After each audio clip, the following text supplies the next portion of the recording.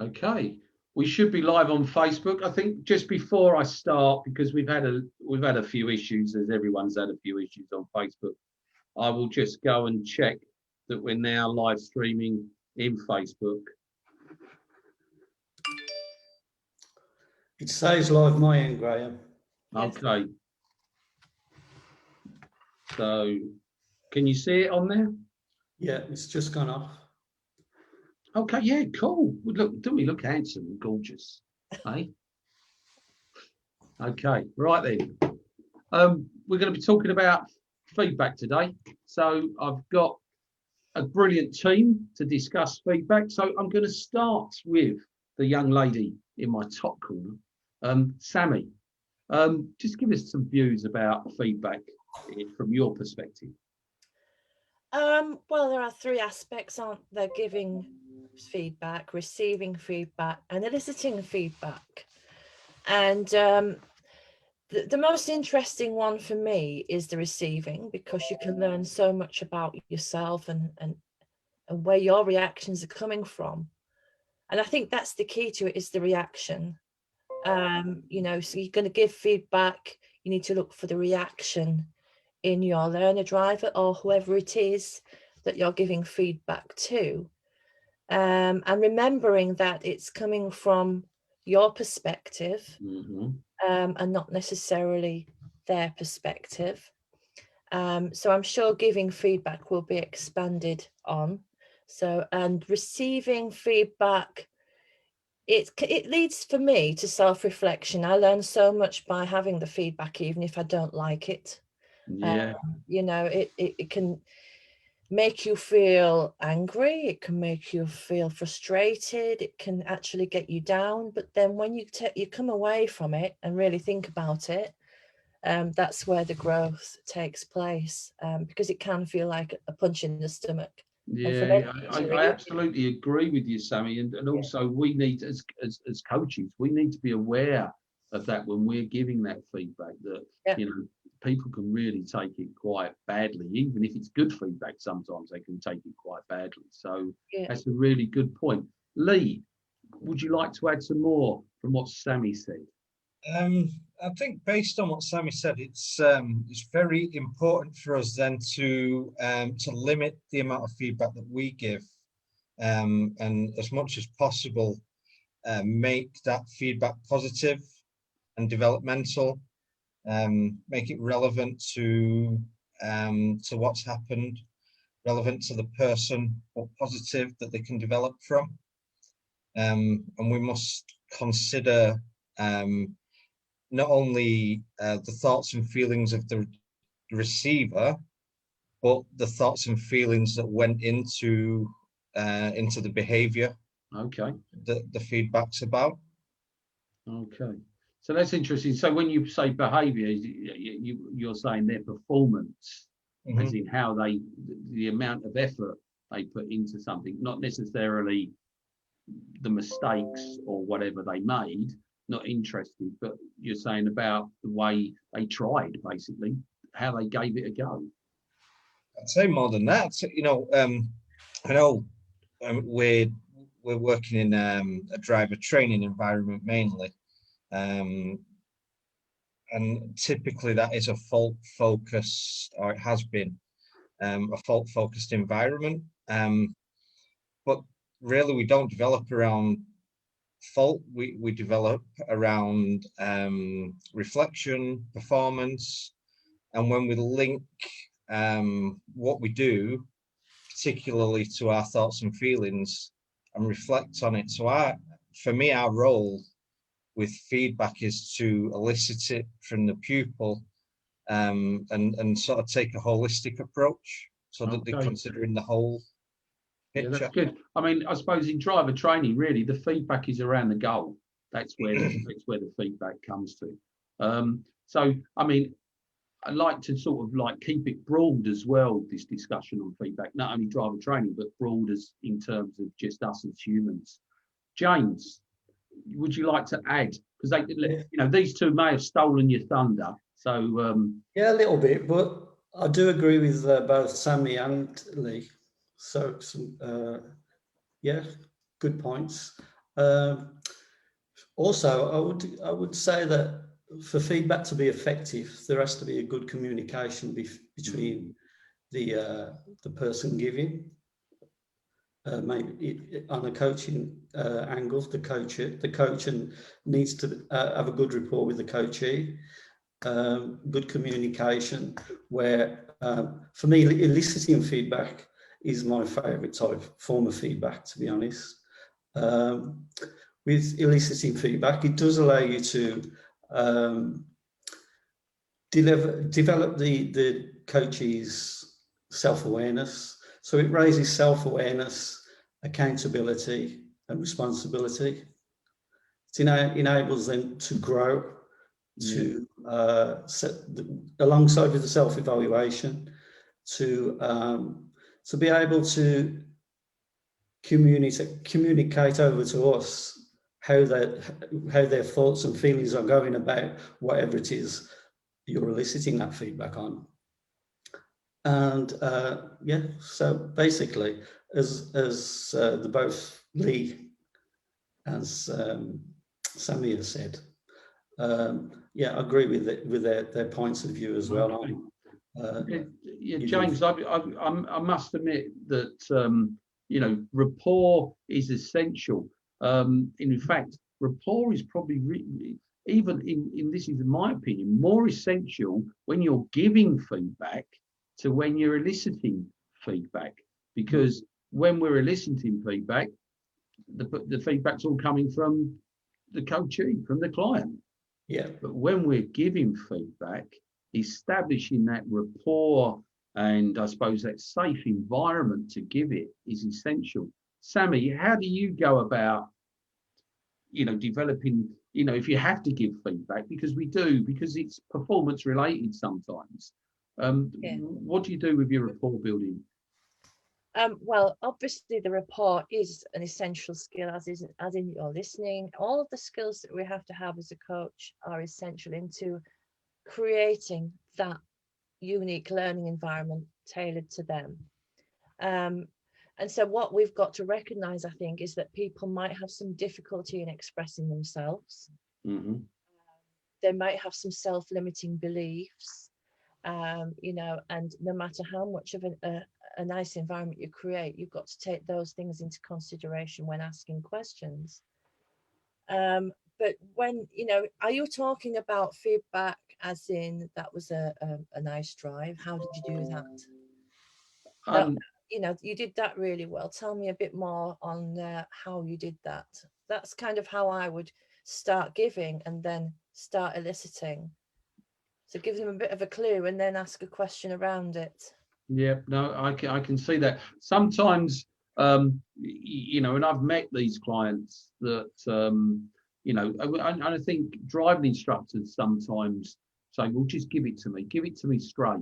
And you know, well, actually, if I gave it to you straight, this is not really what you want to hear. Have I gained that rapport to give it to you straight? But I'm going to say something really important now, that we mustn't, in my opinion, be pink and fluffy about it. If we do have to give feedback, it has to be honest.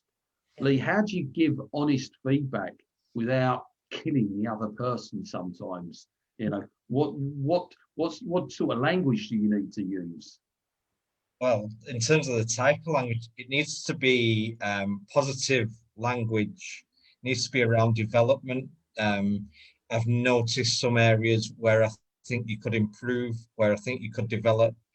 Can I give you a suggestion as to what might make that even better? Those sorts of things. But then when you're delving into what it is, what those skills or whatever are that they need to develop, that's where I think you really need to be very honest and specific. You know, and like you said earlier, keep it simple. Okay, excellent. Yeah, I think I'd like to add, so honest, specific, positive.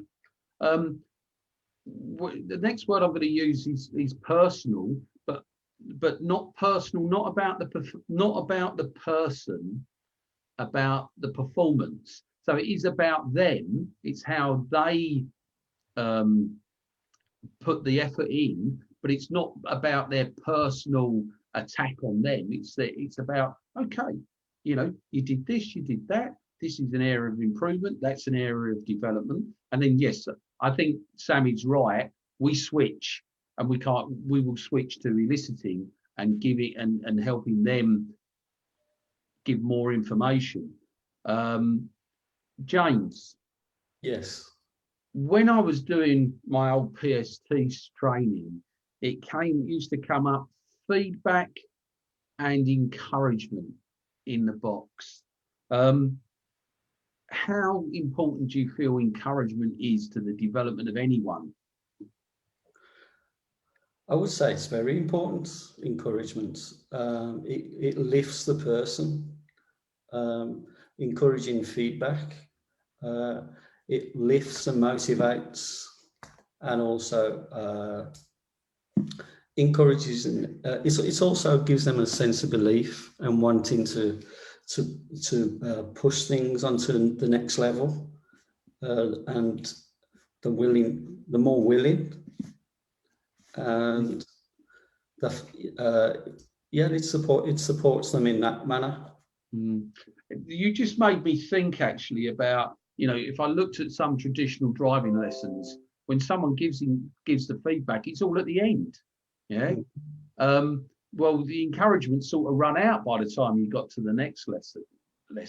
That what you're just saying there is actually that feedback and encouragement. It's vital that you're giving it regular, you know, or eliciting it regular.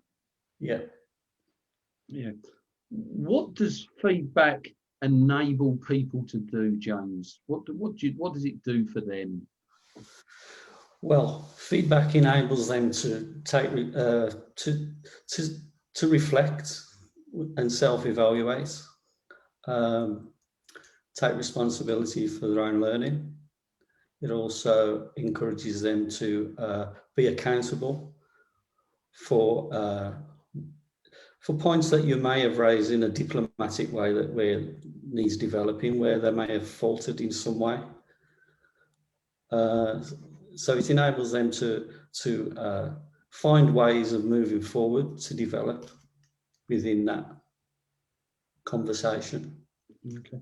Sammie, when James was talking there, it reminded me also about something you mentioned earlier about receiving feedback, because, you know, the purpose of feedback is really often to make a change.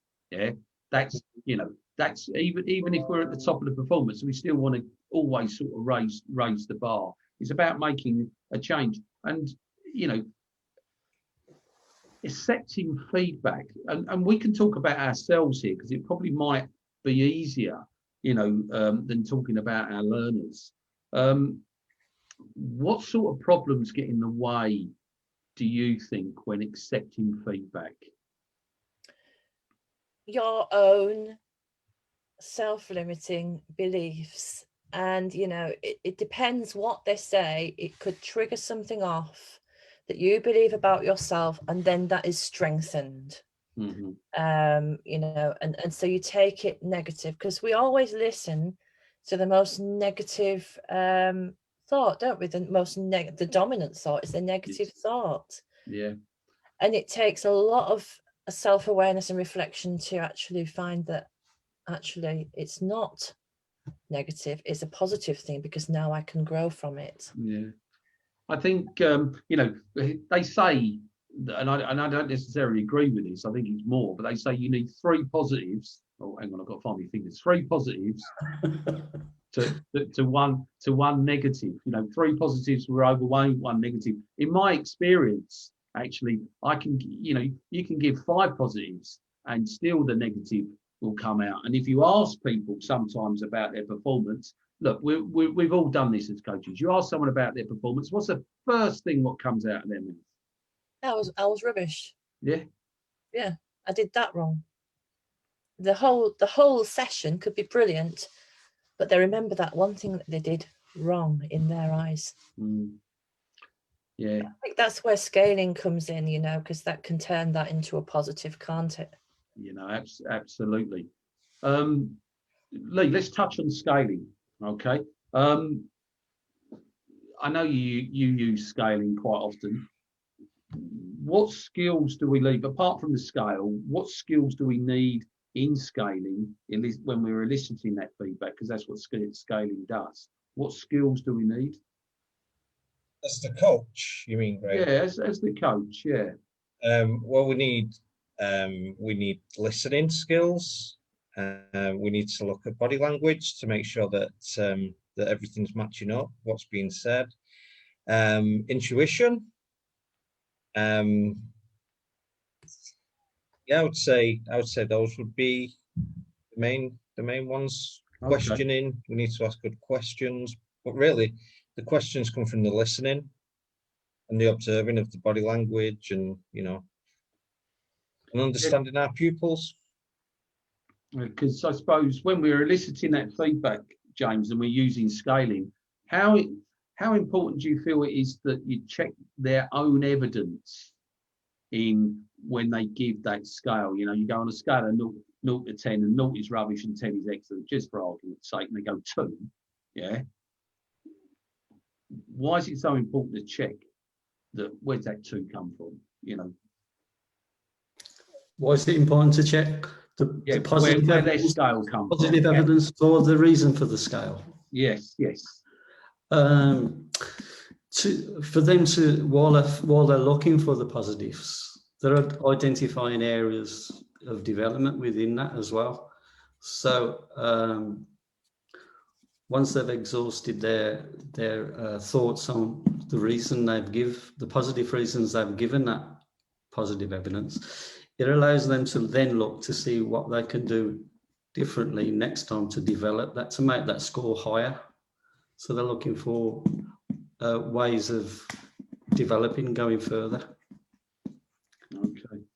When I'm looking at feedback, I mean, we're only scaling. I mentioned when I was writing, I don't know if I did actually mention this when I was writing the article. I don't think I did, because I was thinking mainly about giving feedback and not eliciting, because I took eliciting as being, the main factor, and I was going to write another article about that.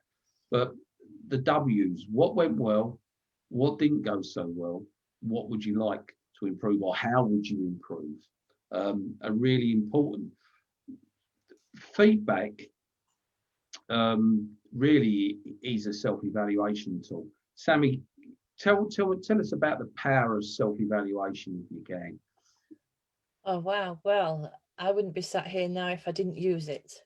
I mean, when you talk about scaling and that number 2, for instance, it's about seeing how far you've come, not just seeing what you have to do, and helping the student to understand the reality of how far they've come, what's brought you up to that 2, what skills do you have already within that 2, and that is positive, even though you think a 2, anybody looking at it might think a 2, well, that's rubbish then, isn't it?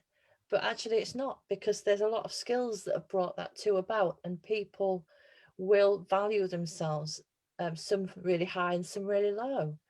And so that's, again, looking at their own worldview of everything.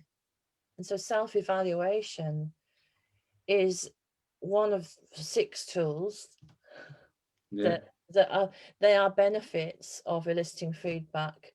And without it, how can you say where you are? Without evaluating it, how can you say where you are? Absolutely. I think the other thing there is that when someone does give a 2, they quite often actually reevaluate, and when they start thinking about about the positives, that actually they end up going, actually no, it's not a 2, it's a 4. I got this wrong, because in examining the evidence, it was a bit like what we said earlier about those negatives. People will go, well, I didn't do very well, it's a 2. Whereas actually when you start to evidence it, it's like, actually it wasn't as bad as what I thought, but actually I did that and I did that and I did that. And then all of a sudden it's like, actually, there's not that much missing. And it is that ability with feedback to help them work out their way forward, without a doubt. And for them to discover whatever the gap is between, say, if they've scaled themselves a 4, whatever the gap is between scaling themselves from a 4 to a 5, or whatever the gap is if it's bigger from a 4 to a 10.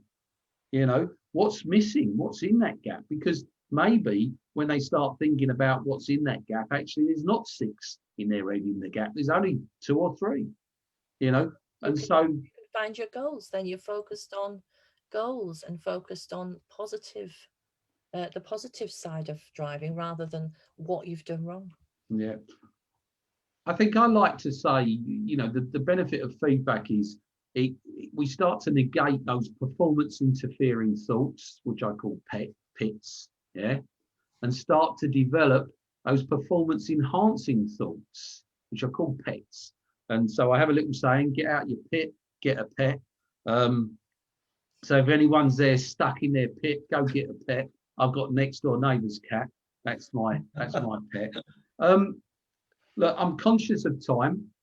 So Lee, is there anything you want to add into this now, as we start to head towards wrapping this conversation up?